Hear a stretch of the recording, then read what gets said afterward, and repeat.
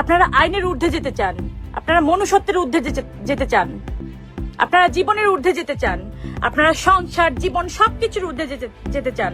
এটা পরিকল্পিত। অপুকে অপমান করতেই এমন করেছে বুবলি। পরিমণির ফেসবুক লাইভে বিস্ফোরক মন্তব্য।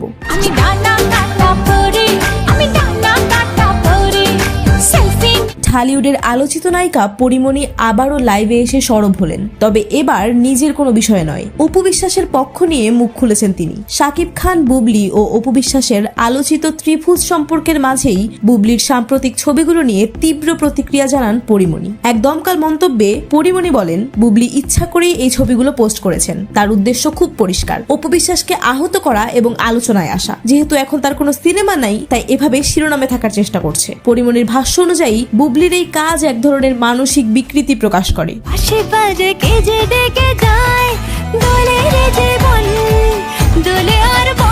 তিনি প্রশ্ন তোলেন, একজন ডিভোর্সি স্ত্রী কিভাবে প্রাক্তন স্বামীর সঙ্গে এমন ঘনিষ্ঠ ছবি পোস্ট করতে পারে? এখানেই শেষ নয়। পরিমণি দাবি করেন, বুবলি কেবল অপুর হৃদয় ভাঙেননি, এবার সে চেষ্টা করেছে জয়কে তার বাবার সান্নিধ্য থেকে বঞ্চিত করতে। প্রথমে সে অপু বিশ্বাসের সংসার ভাঙে, এখন চেষ্টা করছে তার সন্তানের কাছ থেকে বাবাকে দূরে সরাতে। এত পরিকল্পিত আর হিংসাত্মক কাজ না দেখলে বিশ্বাস করতাম না, এমনই মন্তব্য তার।